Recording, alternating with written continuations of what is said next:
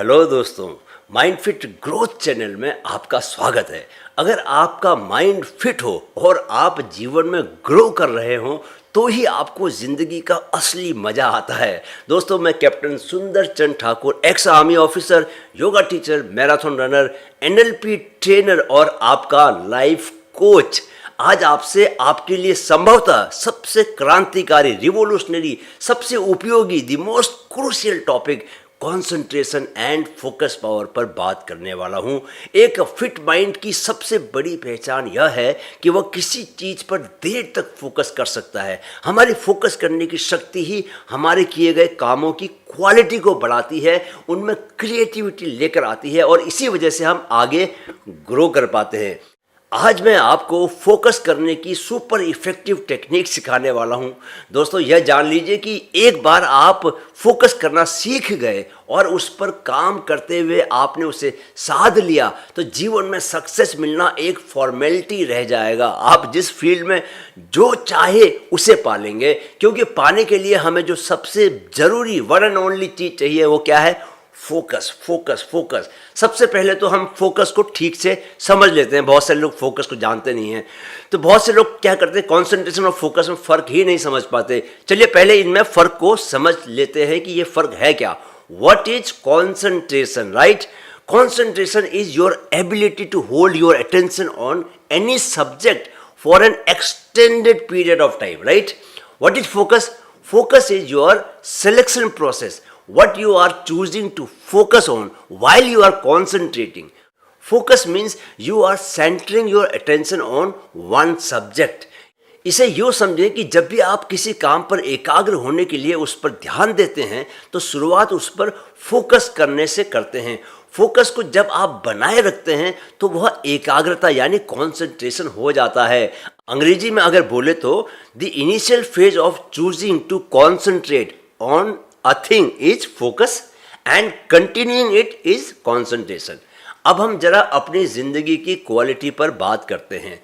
दोस्तों, ये बताओ कि एक आदमी जो नशे की लत का मारा है और एक दूसरा आदमी जो ध्यान और प्राणायाम करता है, योग करता है, एक सात्विक जीवन जीता है, क्या दोनों की ज़िंदगी की क्वालिटी हम एक जैसी मानेंगे? नहीं। ऑब्वियसली जो योग, ध्यान, प्राणायाम करता है और सात्विक जीवन जीता है उसके जीवन की क्वालिटी एक नशा करने वाले व्यक्ति की जीवन की क्वालिटी से सुपीरियर होगी। हालांकि दोनों में जीवन बराबर होगा, दोनों जी रहे होंगे, पर ये जीना भी क्या जीना है लल्लू, जिसमें अपना ही होश नहीं। Quality of life is what you experience every moment. If experience is painful then the life too is painful. If experience is blissful then the life too is blissful. नहीं, आप क्या कहते हैं?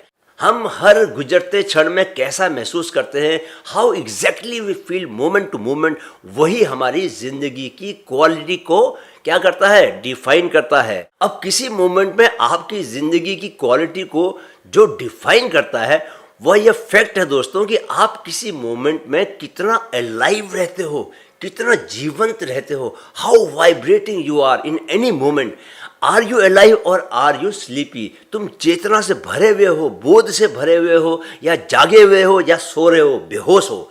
तुम उस मोमेंट में जिंदगी में कितना घुसे हुए हो, how much you are involve in that moment, how concentrated you are in that moment. यह समझ लो कि किसी क्षण में पूरी तरह से जागे हुए रहना, बोध से भरे हुए रहना, उस क्षण में आपकी जिंदगी की क्वालिटी बताता है या बनाता है। To be fully aware in the present moment is what defines the quality of your life in that moment.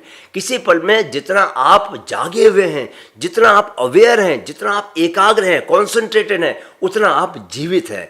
अगर हमारी एकाग्रता अच्छी हो जाए, हमारा कॉन्सेंट्रेशन बढ़ जाए, तो हम अपनी ज़िंदगी के अनुभव को बहुत बेहतर बना सकते हैं। दोस्तों, without concentration you can't do the important things that governs your life. You can't work, you can't take good decisions. तो आप समझ गए होंगे दोस्तों कि कंटिन्यूअस फोकस यानी कंसंट्रेशन के क्या क्या फ़ायदे हैं।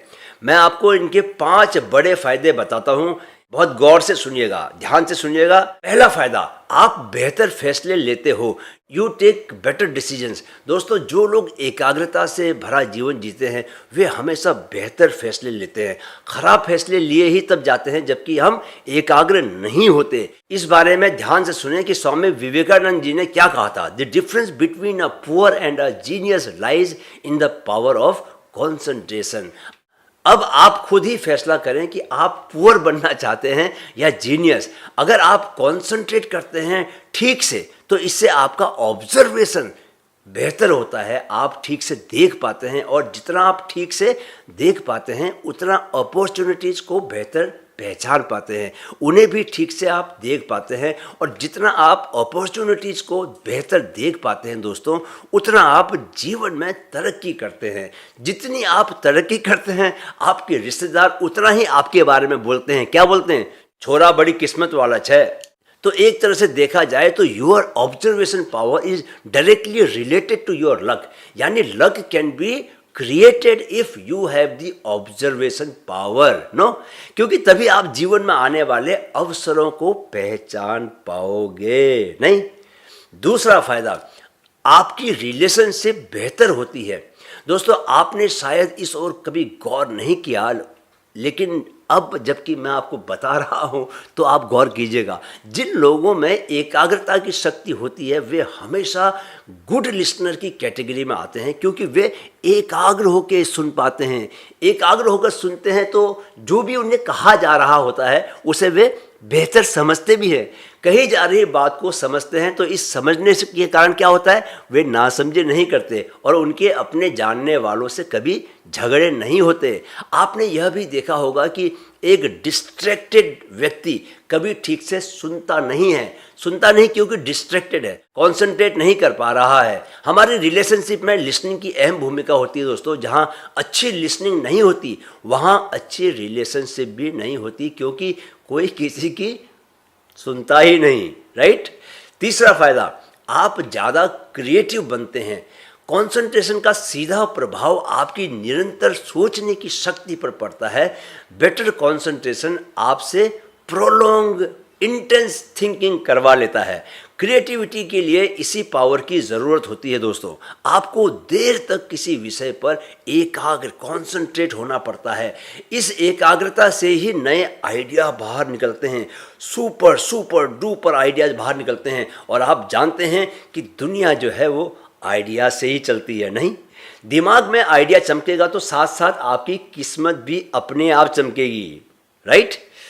चौथा फायदा, प्रॉब्लम सॉल्विंग कैपेबिलिटी बढ़ती है। दोस्तों, जिंदगी का दूसरा नाम क्या है? प्रॉब्लम्स। जब तक हम जीवित हैं तब तक कुछ ना कुछ प्रॉब्लम्स तो आती ही रहेंगी। प्रॉब्लम्स किसे नहीं आती? मुर्दों को। किसे नहीं आती? मुर्दों को। Only the deads do not face any problems. जो जीवित है उनके लिए हर दिन नई समस्याएं लेकर आता है, और आपकी कंसंट्रेशन पावर इन्हीं प्रॉब्लम से निपटने के लिए बहुत बहुत बहुत ज़्यादा ज़रूरी है। आप जितना प्रॉब्लम्स को सॉर्ट आउट करते रहेंगे उतनी तेज़ी से ज़िंदगी के सफ़र में आगे और ऊपर बढ़ेंगे। जितना ऊपर बढ़ेंगे उतना अच्छा है ना, क्योंकि अंत में क्या है, आपको ऊपर से ऊपर निकल जाना है। नीचे से ऊपर जाने में तो बहुत कष्ट हो सकता है, पर ऊपर से ऊपर निकल जाने में थोड़ी आसानी होगी, नहीं? तो इसे भी एक फ़ायदे के रूप में गिनो। नहीं।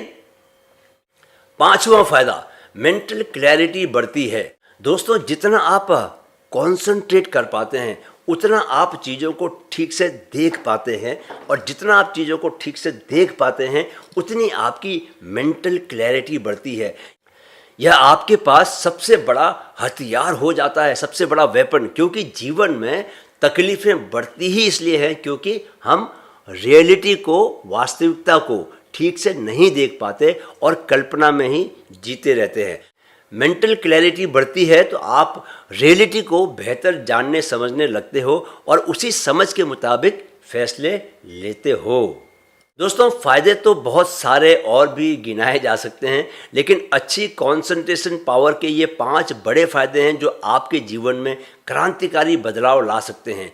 कंसंट्रेशन पावर की वजह से ही हमारा स्ट्रेस भी कम होता है, क्योंकि हमें बेहतर रिजल्ट मिलने लगते हैं, हमारी इंटेलिजेंस बढ़ती है, हमारी रीजनिंग पावर और विजडम वो भी बढ़ती है, और सबसे ज़रूरी हमारी प्रोडक्टिविटी, हमारी उत्पादकता बढ़ती है। इतने सारे फ़ायदे होने के बावजूद हम कंसंट्रेट नहीं कर पाते। चलो इसके साइंस को समझते हैं कि ऐसा क्यों होता है, राइट? आपको बहुत मज़ा आने वाला है। क्यों नहीं कर पाते हम कंसंट्रेट? अब बड़ा सवाल यह उठता है दोस्तों कि अगर कंसंट्रेशन पावर हमारे लिए, ह्यूमन एफिशिएंसी के लिए इतना ही इम्पोर्टेंट है, तो हम सहज ही कंसंट्रेट क्यों नहीं कर पाते हैं?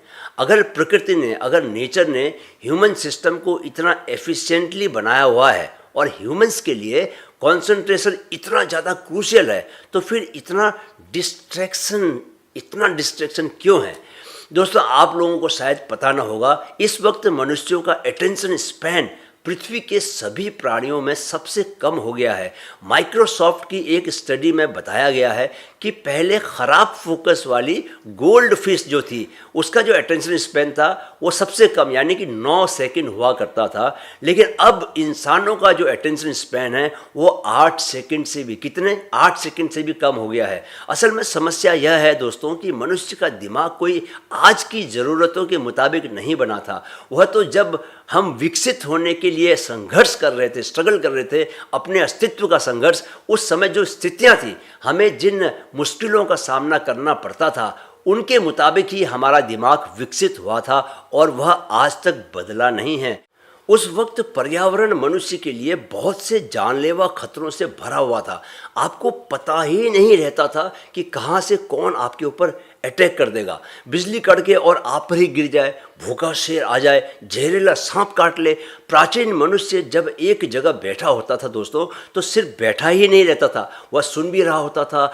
अजगर की हिस्स को वह सुन सकता था। सूखे पत्ते पर कोई चलकर आता पीछे से, तो उसे भी वह सुन सकता था। वह चौकन्ना होकर देखता भी था। अब सिर के पीछे तो देख नहीं सकता, लेकिन हमला तो पीछे से भी हो सकता था, तो पीछे भी वह मुंडी घुमाते रहता। तो उसका ब्रेन जो था वो एक साथ कई सारे स्टिमुलेंट्स पर ध्यान रखता था। तब किसी एक चीज़ पर देर तक फोकस करना उसकी ज़िंदगी के लिए खतरनाक हो सकता था। सिर पर मौत का खतरा हो तो कैसा फोकस, नहीं, वह अफोर्ड नहीं कर सकता था। पता चला कि खाना बनाने पर फोकस कर रहे हैं और किसी दूसरे का ही खाना बन जा रहे हैं। इसलिए तब माइंड का डिस्ट्रैक्शन ज़रूरी था। और चूँकि माइंड आज भी अपने प्रिमिटिव फॉर्म में ही बना हुआ है, पुराने फॉर्म में बना हुआ है, वह बहुत ज़्यादा विकसित नहीं हुआ है, तो डिस्ट्रैक्शन आज भी चला आ रहा है।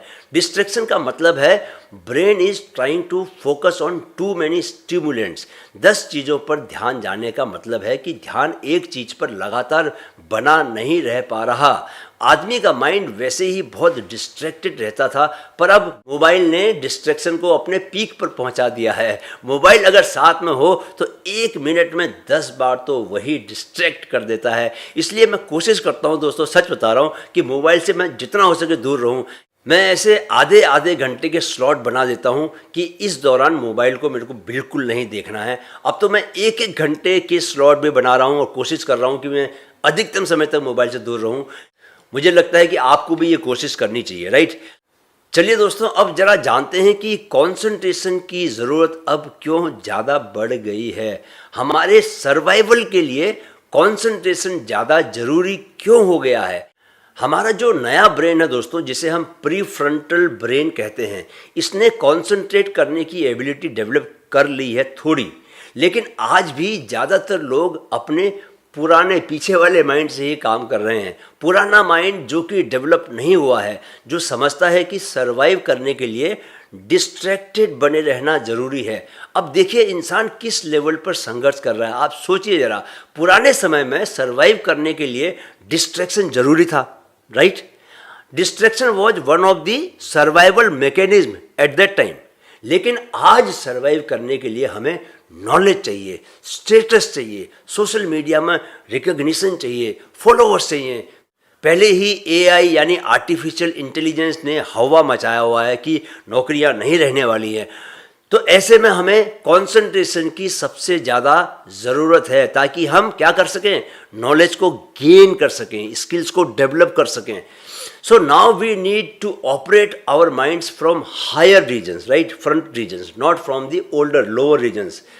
दोस्तों, आप लोगों में से कोई खुरापाती दिमाग वाला बंदा मुझसे पूछ सकता है कि सर बाकी तो सब समझ में आया, लेकिन ये तो बताओ कि कंसंट्रेशन इतना मुश्किल क्यों होता है और डिस्ट्रैक्शन इतना आसान क्यों होता है। ये मामला थोड़ा सा अजीब सा लगता है, नहीं? सवाल तो बहुत जेन्युइन है। इसके लिए दोस्तों हमें थर्मोडायनेमिक्स में जाना होगा और उसके दूसरे लॉ को समझना होगा। क्या कहता है second law of thermodynamics? Thermodynamics के इस लॉ के मुताबिक unless outside energy is provided a system will find its entropy staying the same और increasing as time goes on. Entropy का मतलब होता है दोस्तों डिसऑर्डर। जब तक कि आप बाहर से ताकत न लगाओ तब तक हर चीज़ अपने ऑर्डर को खोती जाएगी, लूज करती जाएगी। यह ऐसा ही है दोस्तों कि जैसे हम रोज़ अपने घर को ठीक करते हैं, हर चीज़ अपनी जगह रखते हैं, बिस्तर फोल्ड, किताबें सेल्फ में, कपड़े अलमारी में, लेकिन रात होते होते घर में चीज़ें बिखर जाती हैं। अब घर को वापस ऑर्गेनाइज करने के लिए आपको फिर से बाहरी ताकत लगानी पड़ती है। हमारा माइंड भी हाई एंट्रोपी में रहता है, यानी डिसऑर्डर में। उसे वापस ऑर्डर यानी कंसंट्रेशन वाली स्टेट में लाने के लिए हमें जोर लगाना पड़ता है, हमें ताकत लगानी पड़ती है, एनर्जी खर्च करनी पड़ती है। आप लोगों को पता होगा कि जब शतरंज के खिलाड़ी ग्रैंड मास्टर टूर्नामेंट खेलते हैं तो महीने भर में ही उनका 10 से 12 किलो वजन कम हो जाता है दोस्तों। क्यों? क्योंकि शतरंज का खेल खेलने में एनर्जी बहुत लगती है। किसमें? सोचने में। माइंड को एक जगह फोकस करने में भी एनर्जी लगती है। अगर आपके पास एनर्जी नहीं तो आप फोकस नहीं कर पाओगे। इसलिए बीमार होने पर आप लेटे रहते हो, पढ़ाई नहीं करते। कैसे करोगे? उसके लिए एनर्जी चाहिए और बीमार माइंड में एनर्जी नहीं होती। अगर आप में एनर्जी का लेवल कम होगा तो आपका माइंड आपको एकाग्र होने नहीं देगा। आपका माइंड आपसे कहेगा भाई देख मेरे पास इस वक्त एनर्जी नहीं है, तो तू बेकार ही कंसंट्रेट करने की कोशिश न कर, तू ऐसे डिस्ट्रैक्टेड ही बना रहे। माइंड आपको ऐसा कहेगा क्योंकि उसे पता है कि डिस्ट्रैक्टेड रहने में एनर्जी नको नहीं लगती। दोस्तों, फोकस को लेकर कुछ बातें और जान लीजिए। अगर आप डिहाइड्रेटेड हैं तो आप फोकस नहीं कर पाओगे, इसलिए पानी पीते रहो। अब आप लोगों में से जो खुरापाती हैं वे मुझसे पूछ सकते हैं, एक और सवाल पूछ सकते हैं क्या, कि सर ये बताओ कि कंसंट्रेशन का सबसे ऑप्टिमल लेवल क्या है? कोई इंसान मैक्सिमम कितना कंसंट्रेट कर सकता है? बड़ा इंटरेस्टिंग सवाल है। अब जरा इसका जवाब भी ध्यान से सुने, बहुत ध्यान से। इंसानी दिमाग की चेतना किसी पल में 7 बिट्स ऑफ इंफॉर्मेशन ले सकती है। अब यह जो एक पल है कितना होता है? ये 1/18 सेकेंड, यानी 1/18 सेकेंड में हमारी कॉन्शियसनेस 7 बिट्स ऑफ इंफॉर्मेशन ले सकती है। ध्यान से सुनो, तो 1 सेकेंड में कितने बिट्स ले सकते हैं? 18 गुणा 7 यानी 126 बिट्स। यह जो हम प्रेजेंट मूवमेंट की बात करते रहते हैं, मैं हर वीडियो के अंत में आप लोगों को अतीत या भविष्य में जाना छोड़ वर्तमान पल में बने रहने की बात करता हूं। तो यह वर्तमान पल कितनी देर तक वर्तमान पल बना रहता है भाई? 1/18 सेकेंड तक। समझे? हमारी जो कॉन्शियसनेस है वह 2 इनपुट्स के बीच 1/18 सेकेंड से ही फर्क कर सकती है। यानी अगर 2 इनपुट्स के बीच 1/18 सेकेंड का अंतर नहीं होगा तो वे हमें कंटिन्यूअस दिखाई देंगी। फिल्में ऐसे ही बनती है दोस्तों। It is your brain that feels the delusion of movement. दोस्तों, जैसे फिल्म कैमरे से बनती है वैसे ही हमारी आंख भी कैमरा ही है और हमारे सामने दुनिया की फिल्म चल रही होती है हमेशा।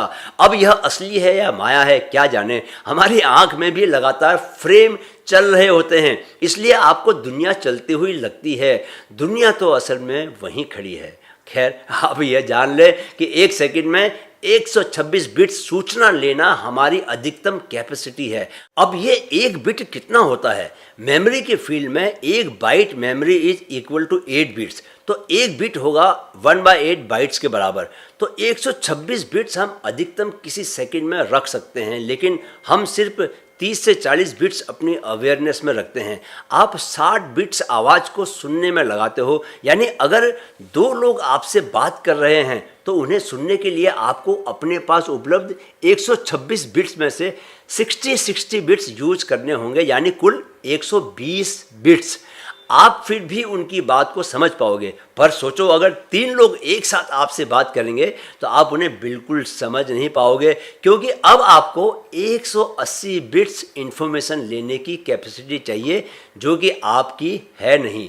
किताब पढ़ते हुए हम 40 बिट्स यूज कर रहे होते हैं, साथ में गाने लगा दो तो 60 बिट्स उसे सुनने में भी आपकी कंसंट्रेशन कैपेसिटी खर्च होगी। कार चला रहे हो और फ़ोन पर कॉल आ गया तो आपकी एकाग्रता ऑटोमेटिक कम हो जाएगी, क्योंकि थोड़ी एकाग्रता, थोड़ा कंसंट्रेशन अब मोबाइल पर बात करने में भी जाएगा। पहले आप अपने पास मौजूद पूरी 126 बिट्स इंफॉर्मेशन को ले सकते थे, पर उसमें से 60 बिट्स की कैपेसिटी मोबाइल खा लेगा। इसीलिए कार चलाते हुए मोबाइल यूज करने से दुर्घटना के खतरे बढ़ जाते हैं। दोस्तों सोचो, आप अगर अपने पास उपलब्ध 1 सेकंड में 126 बिट्स इंफॉर्मेशन को लेने की पूरी कैपेसिटी किसी एक काम में खर्च करें, कोई गाना सुनने में, किसी व्यक्ति को सुनने में, कोई किताब पढ़ने में, कुछ लिखने में, या खाना खाने, नहाने, पैदल चलने या कोई भी दूसरा काम करने में खर्च करें, तो यह हमें ऑप्टिमल एक्सपीरियंस दे सकता है। जब आप इस लेवल के कंसंट्रेशन से काम करते हैं तो काम की क्वालिटी बहुत ज़्यादा बढ़ जाती है। आप कभी करके देखें, एक प्रयोग करें दोस्तों।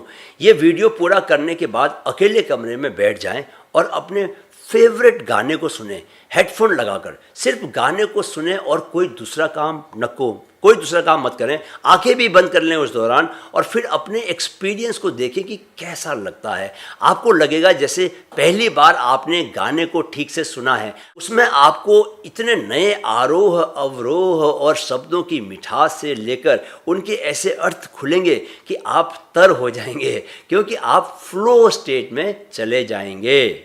अब आप पूछेंगे क्या होती है फ्लो स्टेट? दोस्तों, आप लोगों में से बहुत लोगों ने फ्लो स्टेट के बारे में सुना होगा। यह वह स्टेट होती है जब कंसंट्रेशन इस लेवल का हो जाता है कि आपको खुद पता नहीं चलता। एक बार सचिन तेंदुलकर ने इस स्टेट के बारे में बताते हुए कहा था कि तब उन्हें सिर्फ बॉल ही बॉल दिखाई देती है, ना अंपायर दिखता है, ना बॉलर दिखता है, ना उसका हाथ दिखता है, सिर्फ बॉल दिखती है और फील्ड में सिर्फ गैप दिखाई देते हैं, फील्डर नहीं दिखते। महाभारत में गुरु द्रोणाचार्य अर्जुन से चिड़िया की आंख पर तीर का निशाना लगाने को जब बोलते हैं दोस्तों, तो पूछते हैं कि क्या क्या तुम्हें दिख रहा है बताओ। बाकी धनुर्धारियों को तो पेड़ भी दिख रहा होता है, लेकिन पत्तियां भी दिख रही होती हैं, लेकिन अर्जुन को सिर्फ और सिर्फ चिड़िया की आंख दिख रही होती है। क्यों? सोचो क्यों? क्योंकि वह फ्लो स्टेट में होता है। मैंने अपना उपन्यास जिसका नाम है पत्थर पर दूब, जिसे आप अमेजोन से खरीद सकते हैं अगर पढ़ना चाहें तो, उसे लिखने में कितने साल लगाए? 4 साल लगाए। यह एक कमांडो की लव स्टोरी है दोस्तों। इसमें मुंबई के नरीमन हाउस और होटल ताज में चले कमांडो ऑपरेशंस के वो डिटेल्स हैं जो आपको कहीं और पढ़ने को नहीं मिलेंगे।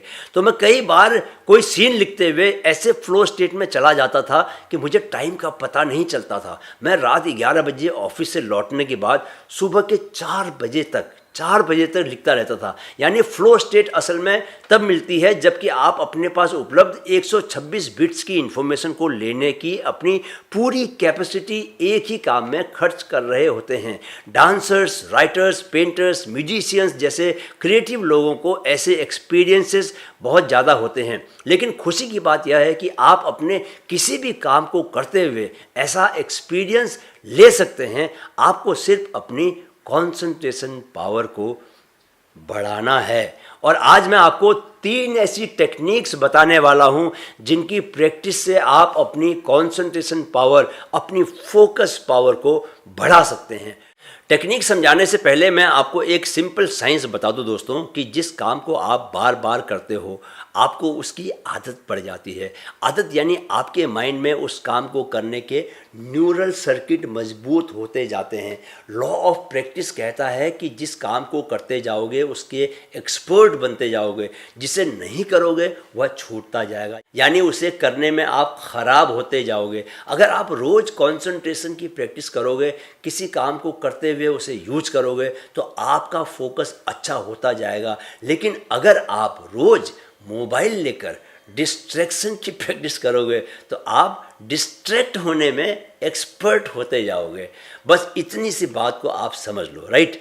चलिए अब हम सीखते हैं कि वे 3 टेक्निक्स जो आपकी कंसंट्रेशन पावर, आपके फोकस करने की पावर को बढ़ाएगी। मैं इन तीनों टेक्निक्स की रोज़ प्रैक्टिस करता हूँ, सच बोल रहा हूँ, क्योंकि मैंने इन्हें अपनी सुबह की दिनचर्या का पक्का हिस्सा बनाया हुआ है, राइट। तो पहली जो टेक्निक है दोस्तों, उसे कहते हैं इंटीग्रेशन टेक्निक। पहली टेक्निक इंटीग्रेशन टेक्निक। दोस्तों, इंटीग्रेशन टेक्निक का प्रयोग आज भी कई मोनेस्ट्रीज में होता है, क्योंकि वहाँ मेडिटेशन बहुत ज़रूरी है और मेडिटेशन के लिए भी कंसंट्रेशन चाहिए होता है। मैं अगर सच बताऊं तो मुझे पिछले साल तक इस टेक्निक के बारे में पता नहीं था। मैंने अपने NLP न्यूरो लिंग्विस्टिक प्रोग्राम के कोर्स के दौरान इसके बारे में जाना, लेकिन मैं इसका प्रयोग पिछले 30 सालों से कर रहा था, मुझे पता नहीं था। दोस्तों, मेरा जो सगा भतीजा उन्मुख चंद एक क्रिकेटर है जो इंडिया के लिए 2012 में अंडर 19 वर्ल्ड कप जीता था, उसने बतौर कप्तान ऑस्ट्रेलिया के खिलाफ फाइनल खेलते हुए 111 रन ठोके थे, वह भी नॉट आउट, जो आज भी एक रिकॉर्ड है। अब वह आपको हो सकता है कि अमेरिका की नेशनल टीम के लिए खेलता दिखाई दे। तो उसे मैं बचपन से एक ही लाइन हमेशा बोलता था, जिसे बाद में वह भी अपनी स्पीचेस में यूज करने लगा था। वह लाइन क्या थी? वह लाइन थी, do whatever you are doing in the best possible way of doing it. देखिए दोस्तों, सुबह उठने के बाद रात वापस सोने तक हम पूरे दिन कुछ ना कुछ करते ही रहते हैं, करना ही पड़ता है, यही जीवन है। आप ब्रश करते हैं, खाना खाते हैं, नहाते हैं, पूजा प्रार्थना करते हैं, पढ़ते हैं, लिखते हैं, बात करते हैं। तो इस इंटीग्रेशन टेक्निक के तहत आपको सिर्फ इतना करना है कि पूरे दिन भर की एक्टिविटीज़ में से कोई 3 एक्टिविटीज़ को छांट लेना है और उन्हें पूरी माइंडफुलनेस के साथ करना है। यानी आपके पास जो 126 बिट्स के कंसंट्रेशन की कैपेसिटी है, आप पूरी उसी पर खर्च करोगे, उसी काम पर। जैसे अगर आपने नहाने की एक एक्टिविटी को चुना, तो नहाते हुए अपना 100% ध्यान नहाने पर लगाओ। पानी की पहली बूंद के स्पर्श से लेकर शैम्पू साबुन लगाने, बालों को रिंस करने, शरीर के भीतर हो रही अनुभूतियों तक हर एक्ट और उसके प्रभाव को पूरी एकाग्रता से महसूस करो।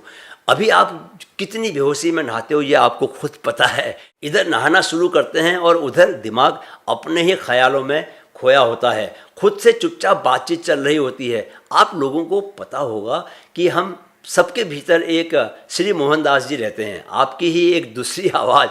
वे जब मौका मिले हमसे बातें करते रहते हैं। अकेले में कोई और नहीं होता तो आप चुपचाप खुद से ही बातें करने लगते हैं।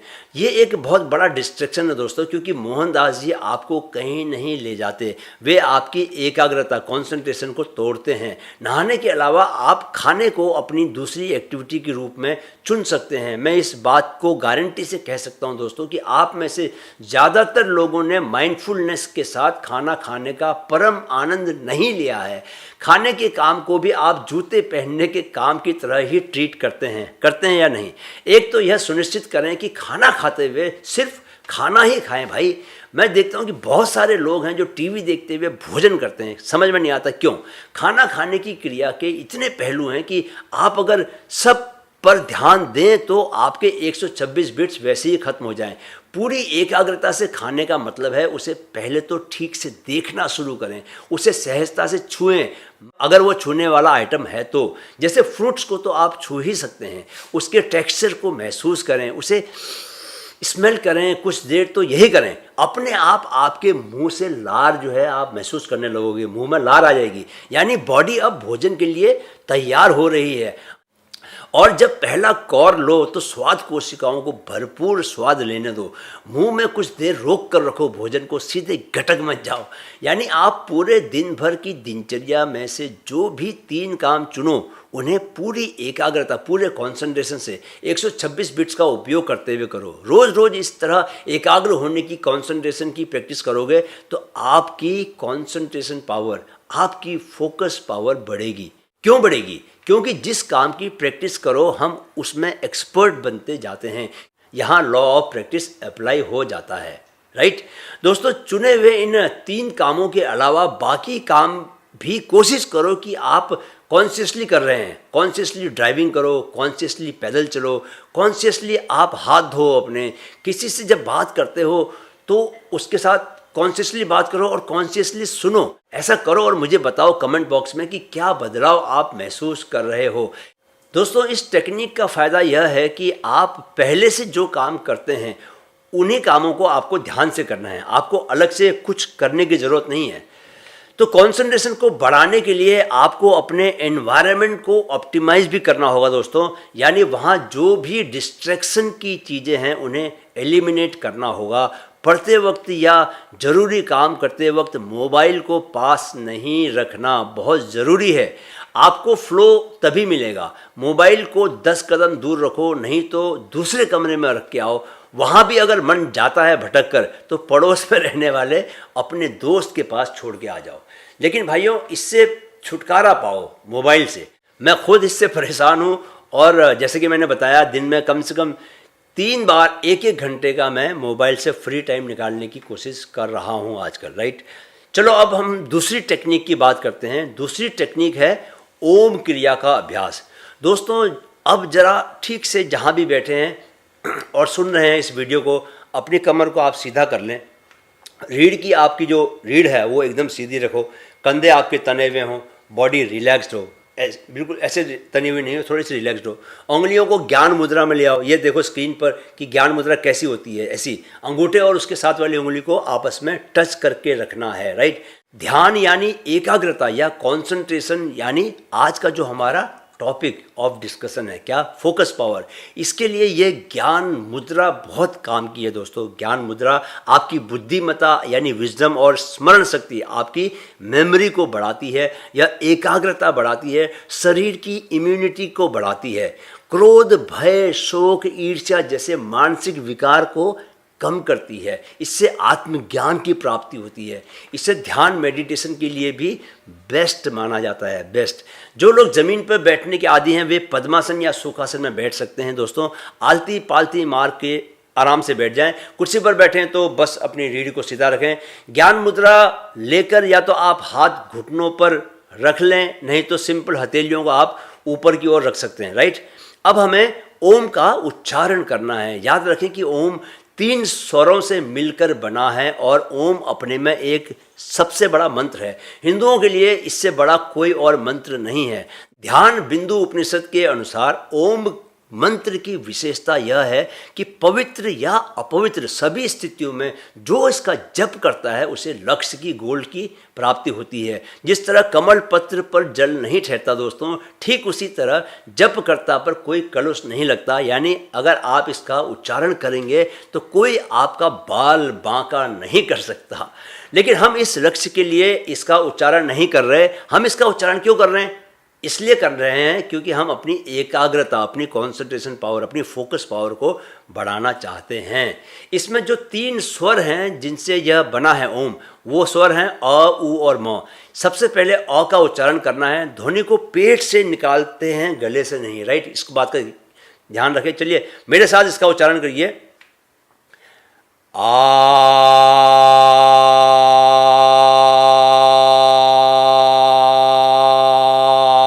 ध्वनि तो जो है अ की है, लेकिन आपको निकालना क्या है? आ। अपनी नाभि यानी नेवल के पास ध्वनि की वाइब्रेशंस को फील करें। इसके बाद ऊ का उच्चारण करें, राइट। सांस लें। ऊ।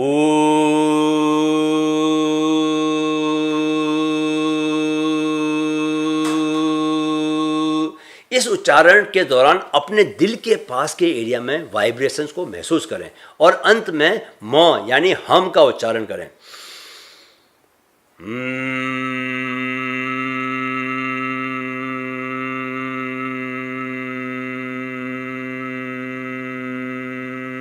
इस ध्वनि के साथ अपने सहस्रार सिर के ऊपर वाइब्रेशंस को फील करें। सबसे बड़ी बात यह है कि जब आप इन तीनों ध्वनियों का उच्चारण करें, अपने ध्यान को अपनी आवाज़ पर नहीं बल्कि शरीर के वाइब्रेशंस पर केंद्रित रखें।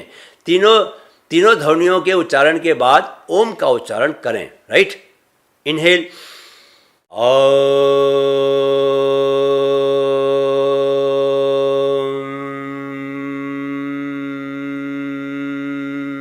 इस बात का ध्यान रखें कि आप तीनों ध्वनियों को बराबर समय दे रहे हैं। ये नहीं कि अ और ऊ के उच्चारण में ही सारा समय लगा दें और हम बेचारे को जरा सा भी समय न मिले। उच्चारण से पहले ऑब्वियसली आप लंबी गहरी सांस भरेंगे, जितनी भर सकते हैं, ताकि देर तक आप उच्चारण कर सकें। आप लोग देखना चाहेंगे कि मैं कितनी देर तक कर सकता हूँ। चलिए, ये मैंने सबसे पहले लंबी सांस खींची।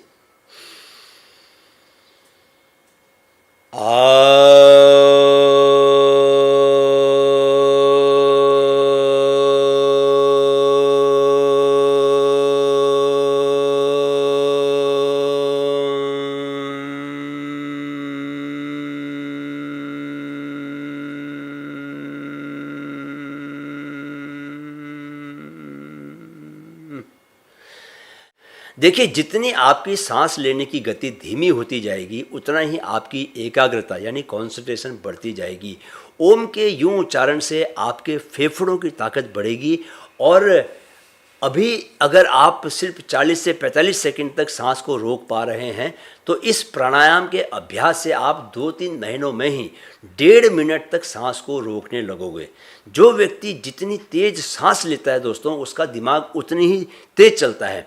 आप चूहे को देखो, एक पल के लिए भी उसे आराम नहीं। क्योंकि उसकी सांस बहुत तेज चलती है, इसलिए दिमाग भी उसका स्थिर नहीं रहता। आपको जानकर हैरानी होगी दोस्तों कि चूहा 1 मिनट में 255 बार सांस लेता है। इसके बाद बंदर का नंबर आता है। उसके लिए तो हम मंकी माइंड टर्म का ही यूज़ करने लग गए हैं। जिसका दिमाग बहुत ज़्यादा चलता है, उसके लिए हम कहते हैं कि उसका क्या है, मंकी माइंड है। मंकी 1 मिनट में 50 बार तक सांस लेता है। इंसान के बारे में आप लोग जानते होंगे कि एक हेल्दी आदमी 1 मिनट में 12 से लेकर 20 बार सांस लेता है। जो जितना हेल्दी, जितना योगी होगा, उतनी धीमी सांस लेगा। जो जितनी धीमी सांस लेगा, उसका मन उतना स्थिर रहेगा और वह उतना ही ज़्यादा एकाग्र रह पाएगा, कॉन्सेंट्रेट और फोकस कर पाएगा। तो अब आप ओम का उच्चारण कराने के पीछे क्या साइंस है, यह भी जान गए हैं। यह भी बता दूं कि सांस लेने का संबंध आपकी उम्र से भी है। कहते हैं कि हम साल में उम्र लिखाकर नहीं आते, बल्कि सांसों की संख्या लिखाकर आते हैं। जो जितनी तेज सांस लेगा, उतनी जल्दी दुनिया से विदा हो जाएगा। चूहे की उम्र बहुत कम होती है, 2.5 से 3 साल। कुत्ता भी तेज सांस लेता है तो 10-15 साल जीता है। हाथी धीरे सांस लेता है तो 100 साल तक पहुंच जाता है। लेकिन कछुआ जो है वो 1 मिनट में 3 से 4 बार सांस लेता है तो वह 300 साल तक जीवित रहता है। अगर आप रोज सुबह ओम का उच्चारण करें तो आपको एक साथ कई फायदे होंगे। आपकी एकाग्रता, कंसंट्रेशन तो बढ़ेगी ही बढ़ेगी, आपकी उम्र भी बढ़ेगी। अब हम तीसरी और अंतिम टेक्निक की बात करेंगे दोस्तों। तीसरी टेक्निक, त्राटक का अभ्यास। मोमबत्ती की लौ देखें या दीवार पर बिंदी। दोस्तों, मैं जानता हूं कि आप लोगों में से ज़्यादातर ने त्राटक का नाम नहीं सुना होगा। त्राटक का सामान्य अर्थ है किसी विशेष दृश्य को टकटकी लगाकर देखना, यानी एकटक देखना। हठ योग में साधकों को अपने मन की चंचलता को शांत करने के लिए इसका अभ्यास करने को कहा जाता है। इसके बारे में मैंने बहुत विस्तार से अपने दूसरे चैनल माइंड फिट में एक लंबा वीडियो बनाया हुआ है। मैं उस वीडियो का लिंक डिस्क्रिप्शन बॉक्स में दे रहा हूँ। जिन्हें इंटरेस्ट है वे उसे पूरा देखें जाके वहाँ। राइट, वैसे मैं बता देना चाहता हूँ कि मैं पिछले 10 सालों से इसका अभ्यास कर रहा हूँ। मैंने एक लाल रंग की बड़ी बिंदी दीवार पर लगाई हुई है, मेरी नज़र की ठीक सीध में। मैं उससे करीब 1.5 मीटर दूर बैठता हूँ और उसे लगभग 10 मिनट तक एकटक देखता हूँ। एकटक। इस दौरान उसके कई रंग बदलते हैं, लेकिन मैं धीरे धीरे बहुत शांत होता जाता हूँ। इसमें आपको शरीर को जरा भी नहीं हिलाना, एकदम स्थिर रहेगा। शुरू में आपकी आंख से पानी बह सकता है, जलन हो सकती है, तो आप इसे 2 मिनट तक करें और धीरे धीरे समय को बढ़ाते जाएं। इसे मोमबत्ती की लौ को देख के भी किया जा सकता है। सुबह के समय कर लें तो ज़्यादा अच्छा है, पर समय की कोई मारामारी नहीं है, कोई प्रतिबंध नहीं है, तो दिन में या शाम को भी आप इसे कर सकते हैं। पर करें हमेशा खाली पेट। त्राटक के अभ्यास से भी आपकी फोकस पावर क्या है, वो बढ़ती है। तो दोस्तों, हम अपने वीडियो के अंत तक पहुंच चुके हैं। मेरी बहुत कोशिश के बावजूद वीडियो छोटा ना हो सका, क्योंकि टॉपिक बहुत ही काम का था दोस्तों। जिसने अपनी फोकस पावर को साध लिया, समझ लो कि उसने अपनी ज़िंदगी को साध लिया। मैंने कोशिश की कि मैं आपको कंसंट्रेशन के सभी एस्पेक्ट्स समझा दूं, ताकि आपके मन में कोई कन्फ्यूजन न रहे। अगर मेरी कोशिश कामयाब रही है तो कृपया वीडियो को शेयर और लाइक ज़रूर कीजिएगा। इस चैनल को 10 मिलियन यानी 1 करोड़ युवाओं तक पहुंचाने के मेरे मिशन को कामयाब बनाने में मेरा सहयोग दें और चैनल को सब्सक्राइब ज़रूर करें। कोई सुझाव या सवाल हो मेरे लिए तो कमेंट बॉक्स में आपका स्वागत है। बाकी यह कभी ना भूलें कि ज़िंदगी हमेशा वर्तमान क्षण से ही जन्म लेती है, तो अतीत और भविष्य दोनों को छोड़ के हमेशा वर्तमान में बने रहें, ताकि आप हमेशा ज़िंदगी से भरे रहें। अगले वीडियो में हम स्टेजेस ऑफ लाइफ की बात करेंगे कि आप किस स्टेज में हो और आपको अगली स्टेज में, लाइफ की अगली स्टेज में जाने के लिए क्या क्या काम करने की ज़रूरत है। वीडियो कमाल का रहेगा दोस्तों। आपको बताएगा कि जीवन की अलग अलग बदलती स्थितियों के बीच सामंजस्य बनाकर आगे प्रोग्रेस करने के लिए आपको क्या क्या करना चाहिए। फिलहाल जाने से पहले मेरे साथ कहें, मन में है तो मुमकिन है, मन में है तो मुमकिन है। नमस्कार।